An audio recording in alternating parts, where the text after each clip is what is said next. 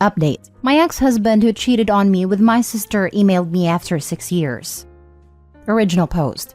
I, 33 female, met my ex-husband Dan, 40 male, almost 15 years ago at a restaurant when I was celebrating my 18th birthday. He was really nice, charming, and mature. He made me feel loved and special. For some context, I grew up in a dysfunctional family. My mom and dad used to always fight, and my dad would sometimes go out and not come back for months. Then he died when my sister Abby, 25 female, was born. My mom was way too fond of Abby since her birth rather than me. Abby was basically babied by my mother. She didn't neglect me at all, always did her best as a mother and provided for me, but I always felt something was missing. After Dan came to my life, I didn't feel like there was something missing from me anymore. He supported me, he was caring. He would always buy me gifts and take me out in long drives. I felt complete when I was with him. We got married after dating for 4 years. I wanted to start a family right away, but Dan encouraged me to do my master's and helped me build my career. He wanted us to be in a stable position financially before we start thinking about having kids. Seriously, he was the best guy I could ever ask for. But after 5 years of being happily married, I discovered that my husband was cheating on me with Abby. I discovered the affair when my husband made an excuse that he will go out of town for a week, but he stayed in town and booked a hotel room where he and Abby fool around. This has been going on for 6 months behind my back. I was really devastated. Abby and I were close growing up. I loved her and cared for her. How could you do this to me? After the D-Day, Dan and I had a fight. I asked how he could do this to me. And with my sister too, who just turned 19, he said he didn't love me anymore, that I don't give him enough attention, that I am not the same girl he fell in love with. Between this mess, I discovered that I was pregnant, but due to the stress, I lost the baby. He didn't even care enough to visit me at a hospital when I lost our child. He was having a weekend getaway with my sister. I should have seen the signs. Abby would always be touchy with Dan. Dan would sometimes stare at her, but it is still very disturbing for me.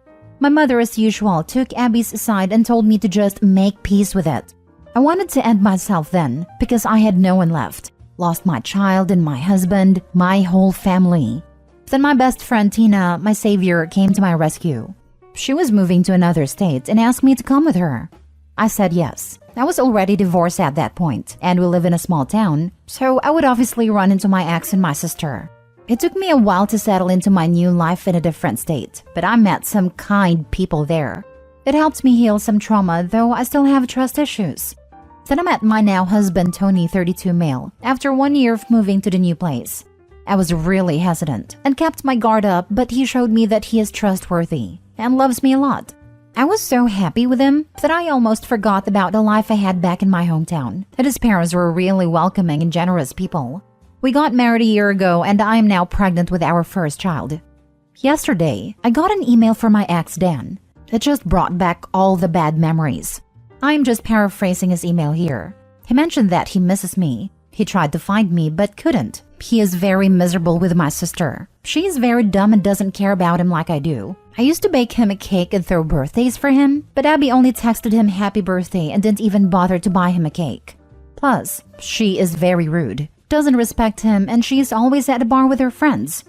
He also mentioned that she has cheated on him 5 times already. The last affair was with his own cousin. Our mother also doesn't stop her. He will soon file for a divorce, but lately he has been missing me a lot. He wants us to try again as a couple. He wants us to become a family just like before. Since I do not have social media except for Instagram, which is private, he probably doesn't know that I am married and I have a baby on the way. I don't know if I should feel pity for him or just laugh because the grass on his side is very brown rather than green. Now for the top advice before reading the updates. He is very miserable with my sister.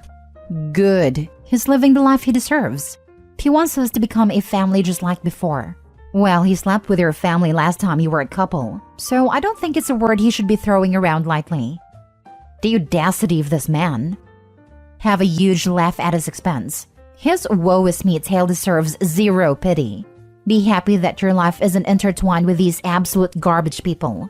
Don't respond. Let him marinate in his misery. Yes, Opie has so much to be happy about right now. As much as I would like you to be petty, ignoring him would be the best option here. Lol, right. I would have sent him a picture of my wedding ring hand on my prego belly, and then block him. right? And tell him to enjoy the consequences of his own selfish actions. Lol.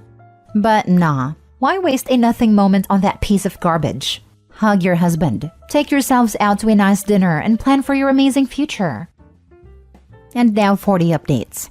I just wanted to say thanks to all of you who messaged and showed me support.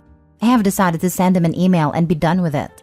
It goes like, Dan, I am sorry to hear that you are suffering, but there was no way I would be with you. Yes, there was a time when I used to be that girl who would have taken you in a heartbeat, but that girl is not there anymore. That girl has died the day I had a miscarriage, and you are somewhere shacking up with my sister. I called you, but you never picked it up. I am now married to a wonderful man who loves me and cherishes me. I am also pregnant with our first child and beginning this new chapter of my life with someone I love and care deeply. So please, do not contact me ever again. You made your choice, and you chose my barely legal sister over me. I do not care if she cheats on you or she doesn't respect you. Someone like you don't deserve loyalty and respect anyways. I have left my old life in my old town. It will be best for you to move on and have some self-reflection on yourself. You are just a deeply insecure man who is getting old and thought having a young woman would be good by your side. Goodbye. Update to 3rd of March. A lot of you have been asking me what he replied. Well, he replied within an hour of me emailing him. He said that he was stupid enough to believe that I would still wait for him. And he said he would always wait for me because no matter what, I will always be his baby doll. I cringed hard. He used to call me that, but now it feels repulsive. I also got an email from my mom and my sister. My mom just congratulated me and was excited that she is going to be a grandmother. And my sister also did the same and said she will be the cool aunt. I cannot believe these people. They forgot how they treated me when I needed them, and moreover betrayed me. I cried for a long time because I have been reading your comments. And it seems like me and my sister was groomed by that man. I feel so stupid. I know I shouldn't be mad at my sister, but she was old enough to know it's bad to have an affair with a married man. That was also someone who is your sister's husband. I blocked all of them. I am 5 months pregnant already. I don't need more stress. God bless my husband. He comforted me when I cried and later took me out for ice cream. I hope I can move past this. Now for the last and full update. I'm cooled down now. I think I can make a more elaborate update. Thanks to everyone who has shown me support. I needed it. The email from him, my ex, just struck me like a train. I had flashbacks of everything he has done to me, and I think you guys deserve a detailed update. After I sent him the reply mail, he emailed me within an hour with the thing I said in my second update. A few hours later, I got 2 other emails from my mom and sister. They sent me in my old email address that I hardly use now.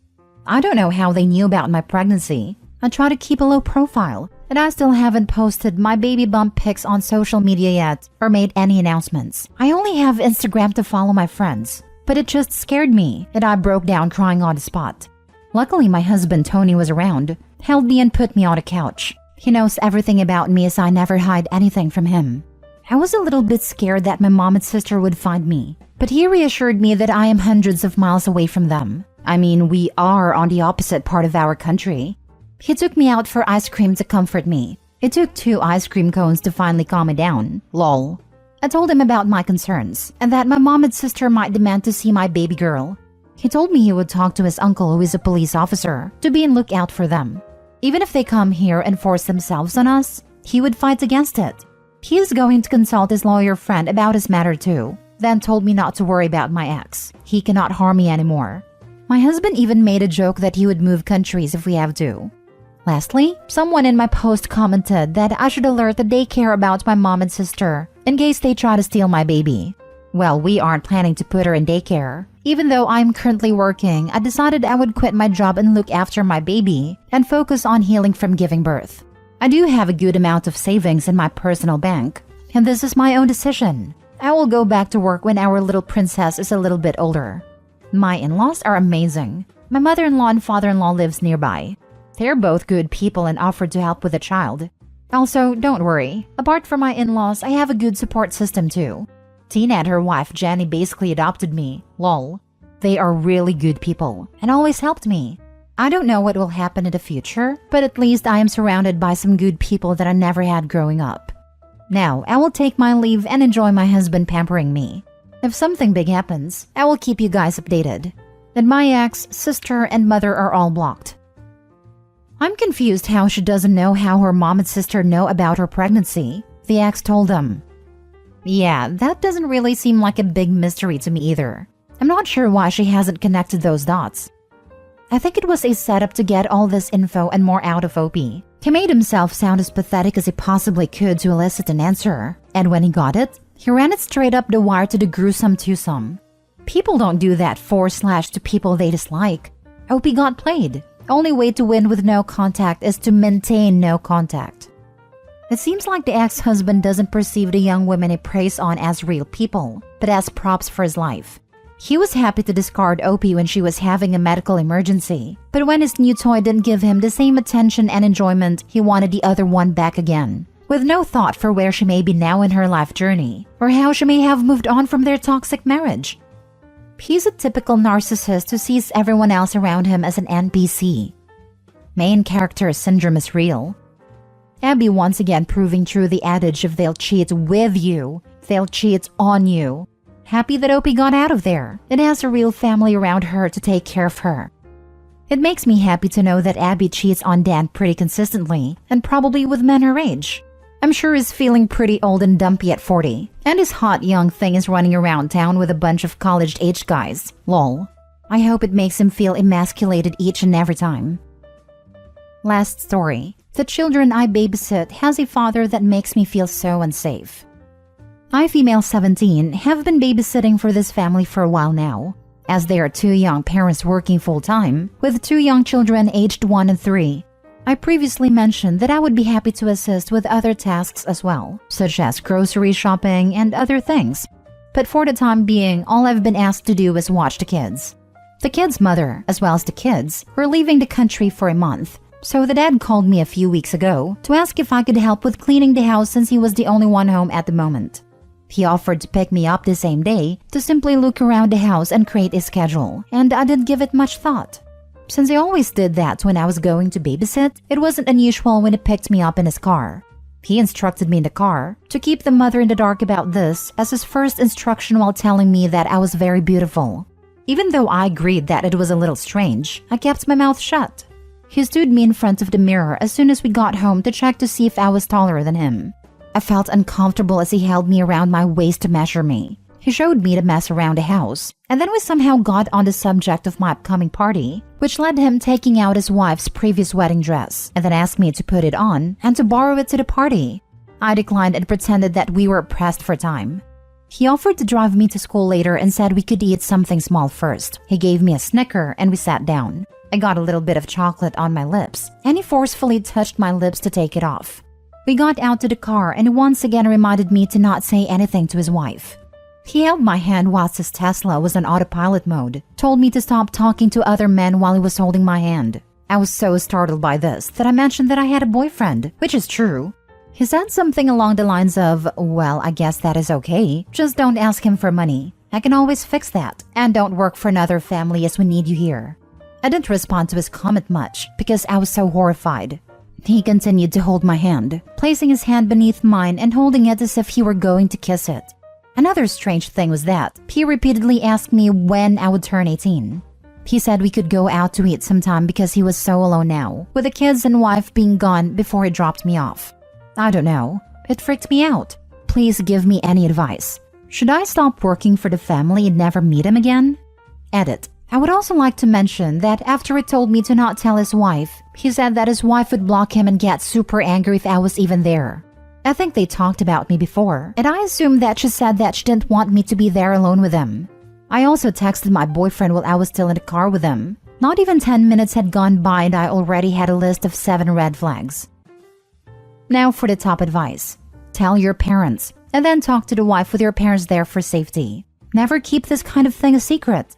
Tell her you can never work for her or her family again, and then block their number. You do not need a job that much to put yourself in a dangerous situation. And he even tried to offer money and be your sugar daddy? So gross. Stay safe. Don't ever go back there. Thank you. I talked to my parents as soon as this happened, and they also advised me to not go back and work for them. I'm a little sad since I really loved kids, and the wife is very sweet as well. but I think it's for the best since even worse things can happen if I hang out with them alone again. I'm glad you told your parents and that they have your back. Dude is a creep, and who knows what he was planning to do if you continue to work for him. He was definitely testing the waters and would probably demand an intimate relationship of some kind. I feel sad for his wife. I've taught my daughter that if someone says not to tell us something, it is not like a Christmas gift from our moms. We need to know right now.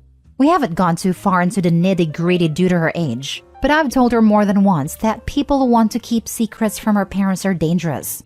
I said that while she doesn't have to tell me what she talks to her therapist about, and I mean that and don't push it, she does need to tell me if something feels wrong or unsafe because it's my job to ensure she's safe. So far, she actually has. It also tells me ahead of time when she feels she's done wrong because she needs help. The only way that worked any further was by honoring her safety and well-being before addressing breaking a rule. But it's important. She has to feel safe with me as her mom, or I can't help her out of danger.